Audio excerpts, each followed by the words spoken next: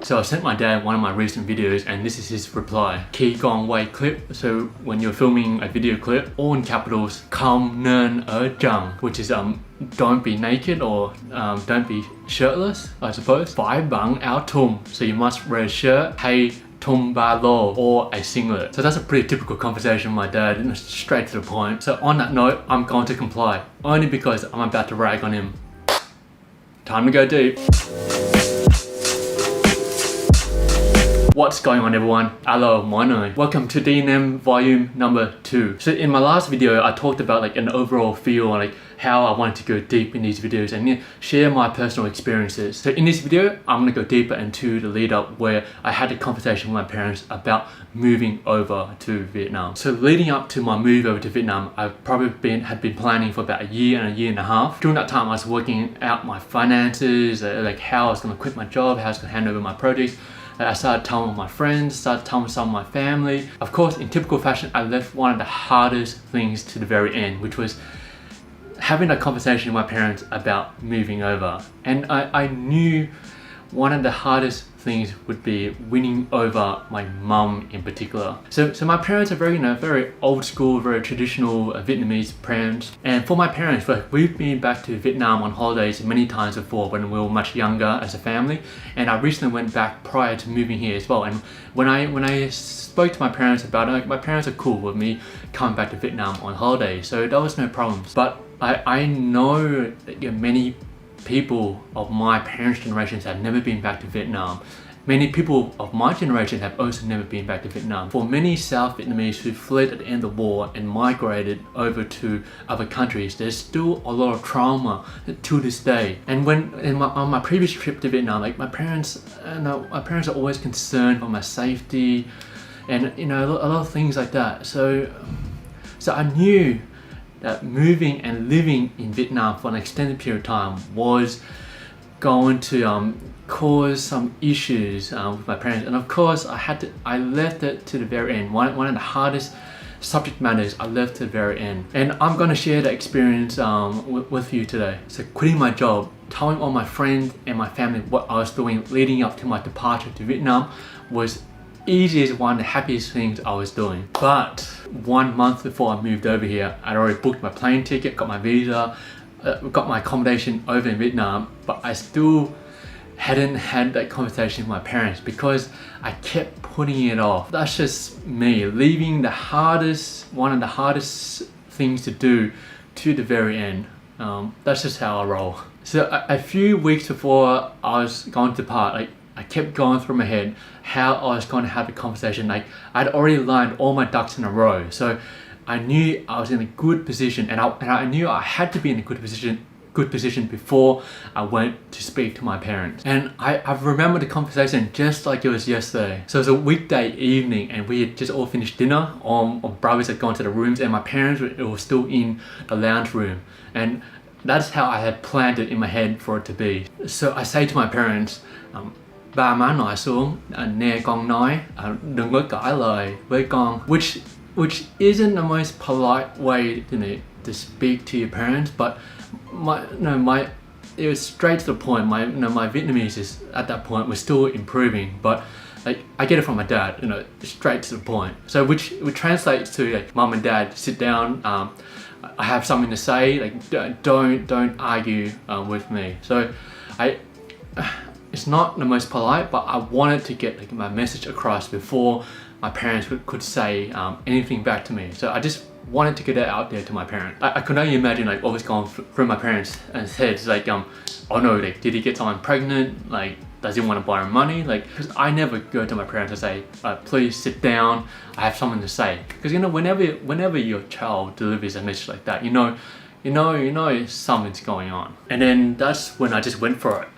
So I went on to say, con đã làm 10 năm việc làm rồi, bây giờ con muốn nghỉ một thời gian, nghỉ 1 năm để con đi ở Việt Nam, con mót đủ tiền rồi, ba má không có cần lo, con không có mượn tiền của ba má. Bây giờ con muốn nghỉ một thời gian để con đi chơi, đi tìm hiểu nước Việt Nam, which roughly translates to like, you know, I've worked for 10 years, I'm gonna quit my job, I've saved up enough money, so I'm not gonna borrow any money from anyone, and I want to spend a period of time. I want to spend 1 year to go and explore and explore Vietnam. And that was immediately met with like silence. It was one of the weirdest moments was my dad was the first to respond, and he immediately said okay. My dad didn't resist, which like I knew my parents, I knew my mom was gonna resist the most, but my dad surprisingly didn't put up any resistance at all. So that caught me a bit off guard. Eventually my dad went on to say to my mom, like, you know, okay, and John DD, which is like, it's okay, let him go. But when my dad had concerns, like my dad was saying, and just be safe, don't get robbed, you know, stuff like that. But so after my dad had said his piece, I knew my mom was much more silent for a much longer period of time. My mom, she didn't outright say no, but she wasn't convinced, or she wasn't you know, she wasn't thrilled, she wasn't like overjoyed about the news. For me, I had already made up my mind. I had already done everything in my power for me to go out and do what I wanted. So I was going to move regardless of what my parents' decision was going to be. But you know, of course, I've come to an age where it's like I want my parents like to be on my side. I want my parents to approve of what I'm doing.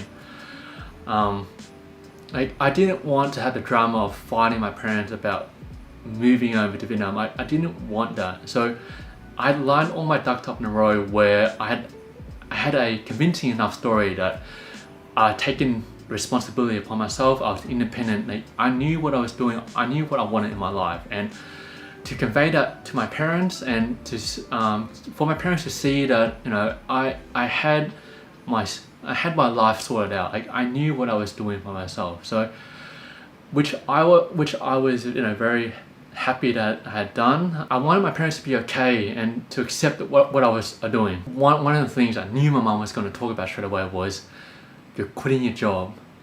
How are you going to go back into the workforce? How are you going to be making money? I knew that was number one on my mom's priority list, and I can't blame her. And my parents, of course, they're always looking out in their own way. They're always looking out for the children's best interests, and financial stability is always number one on their list. And I can understand that. Very calmly, very matter of fact, they said to my parents, I know many people in the workforce who have taken time off, gone on sabbaticals a year or two, and come back into the workforce, no problems. The marketplace will always deem like what they need. Like, if the market's up, they'll need more people. When the market's down, they'll cut people. I mean, it just depends on the market and timing, and that's very hard to predict. So I spoke very calmly about, like, I'm not too worried about the workforce. If I decide to go back into engineering consultancy, like, I'm not worried about that at all, because I know people who've taken time off and it's been no issue for them to return back into the workforce. And that would be a constant theme for my mom in particular, always bringing up, like, you're taking time off work, how are you going to go back into the workforce? And you know, that's something I kept reinforcing to my mom, like, don't worry, like, I understand the market, the workforce, like, I'll take care of it, so don't worry about it. It seemed like forever, like, as cliche as it is, but you know, it was only a five minutes of silence. Like, my dad was the first one to do the talking, and then my mom, in typical fashion, you know, my mom was like droning on, like, as mums do. Like, she was worried about my safety. What if I get pickpocketed? What if I get robbed? What if I get catfished? What if you know, what if I meet foul people? What if I meet bad people? And then For me, I had expected this. I knew, like I'd come prepared. I knew my mom especially was going to put up this kind of resistance. So I very calmly and like very matter of fact, like I don't know how else to say this, but I shot each one of her points down. I addressed each of her points.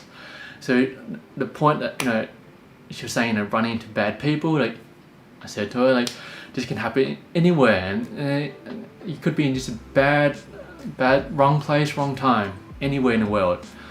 And she was talking about being catfished, and I was saying, I'm not gonna get involved with that kind of stuff, so don't worry. General safety, living conditions, all that. And I just calmly and matter of fact, I just said to her, don't worry, this is what I want to do. And I think both my parents raised us about like who's influenced you, like who's like, are you listening to someone else's opinion, or who's forcing you to do this? Like, why are you doing this? Like I very calmly said, no, this is something like I want to do for myself. And I remember this very clearly. My mom she said, like, why would you want to leave Australia? Like Australia is like one of the best countries on in the world. Like, and I said to her, I agree. Like, I of course I love Australia. I know Australia is one of the best countries in the world, and I'm not leaving Australia forever. And I remember this very clearly because I had only had to use this line once, and both my parents never questioned me on this again.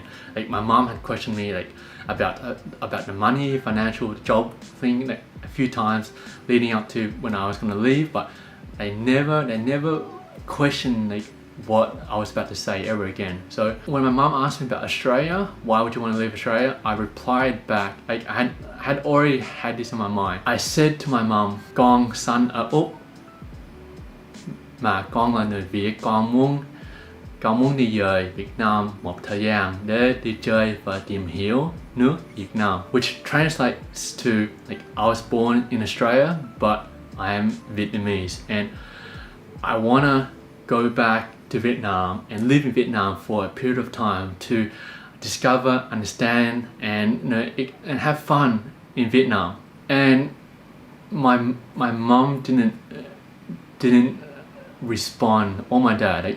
They not that they didn't respond, but they immediately accepted that, and they never questioned that ever again. Because I haven't spoken to them about this, but I know deep down it must have like touched on like when they had to leave like their home country at such a young age, when the war ended and they had to leave their homeland. They had to leave everything behind because they saw that they had to go to another country for a better future for themselves and for their children. So I knew that that had to have touched on deep emotions for them. Being Vietnamese, having to flee their homeland because of what was going on during that time, and because I was so young as well, I couldn't imagine what my parents went through, and many people of their generation having to leave their homeland because of what was going on during that time. So I knew that that touch and that was very deep for my parents, and that was and they never questioned that again because I knew how emotional and that was for them. But yeah, and that essentially was the main talk. It took I took my mom and a few days. Like my mom didn't deny me going, but it took a few days. Like we had the same conversations, same like talking points. My mom, the big one was like, you're quitting your job. Like, what are you going to do about your job when you come back? What about all your time off? That was one of the main points, and the safety and living in Vietnam. Those were the two main points that my mom kept going back to. And very calmly, I addressed them in the coming days. But eventually, my mom came around, and she accepted that this is what I wanted to do for myself, and she was okay for me going. And like I said, I was surprised. My dad was on board at the very start, which was very surprising. But But in a few days, both my parents were on board, and that for me was it was a big relief, because like I said, I didn't, especially when I was over here, living here, I did not want that in the back of my mind that my parents did not approve of me coming over. I didn't want to have a fight with my parents. I really wanted my parents to accept, I was in control of what I was doing, and I knew, and I was responsible with what I was doing, and this is what I wanted for myself. So I was really happy about that. So before I end this video, I just want to share a couple of talking points from my personal experience on if you're in the same position as I was, and if you're thinking about moving over, if you want to experience the motherland. If you know, if you know you're gonna go up, you're gonna have if you know it's gonna be difficult to have a conversation with your parents, maybe do it earlier, not leave it to the end, to one of the last things you do like I did. But if you know that there's potential conflict with your parents, I'm going to suggest a couple of things from my own personal experience with my parents. Number one, you have to have a plan of what you want to do, which involves your financials. You want to take care of your financials. So if you've got investment properties back in Australia, you have to or your homeland, you have to take care of all your expenses back home. And on top of that, you have to take care of all your expenses in Vietnam as well. So you obviously have to work for a period of time, saving up money before you move over, and whatever expenses you have in your homeland. Ideally, try not to borrow money from your parents before or when you're living in Vietnam, if you can, because it's not going to be an end of the world, but it's not going to look too good if you have to ring up your parents and have a conversation. Hey, mom, dad, I need to borrow some money. It's you're in a stronger position if you cannot borrow money from your parents when you're about to move over or when you're already living in Vietnam. It helps your position much more better financially, and for your own independence from your parents if you try not to borrow money from them. So you need to have a plan. It has to be clear in your mind. You need to take care of your financials, your money. You have to try to understand the job market a bit so you can convincingly express that to your parents that you know what's going on in the job market. One of the main points I want to share is that around communication, you need to have the conviction. When you go to your parents, you need to have a conviction that this is not so much do or die, but that you go on to them to express, almost like you're making a statement to them. It's not so much, you will have obviously a discussion at the end of your speech, but you're going there to make the speech, the statement. You need to have conviction that you are telling your parents, this is what I'm doing, this is my plan. I want you to understand. Don't let me finish a speech, don't argue against it, but hear me out. This is what I want to do for myself. So the communication and the conviction is critical, especially having Vietnamese, having Asian parents. The struggles of the approvals from Asian parents. So getting all your ducks in a row, having the plan or the financials, job, understanding the market, all that, by going to your parents, being able to communicate and having that conviction is critical and key to winning them over, and in regards to having your way and for you to moving over to Vietnam, if that's one of the things you want to do. So that's definitely what I wanted to share, and that's what's helped me with my experience with my Vietnamese parents. That's me sharing my personal experiences in regards to my parents. Leave some comments below if you want to discuss this more with me, or are you going through the same thing? Are you about to go through something similar with your parents? Are you about to have some difficult discussion with your parents? Leave some comments below, and I'll try and get back to you as soon as I can. Let me know what you think about this video, what you think about having Asian parents. I don't know. Yeah, let me know what you think. I hope me sharing my personal experiences helps you with having that whatever discussion you may have your own Vietnamese Asian parents. As always, thank you for watching the video. I hope it's been helpful with me sharing my personal experiences with you. I hope to see you in the next video, and thank you for watching. Cheers and cảm ơn các bạn.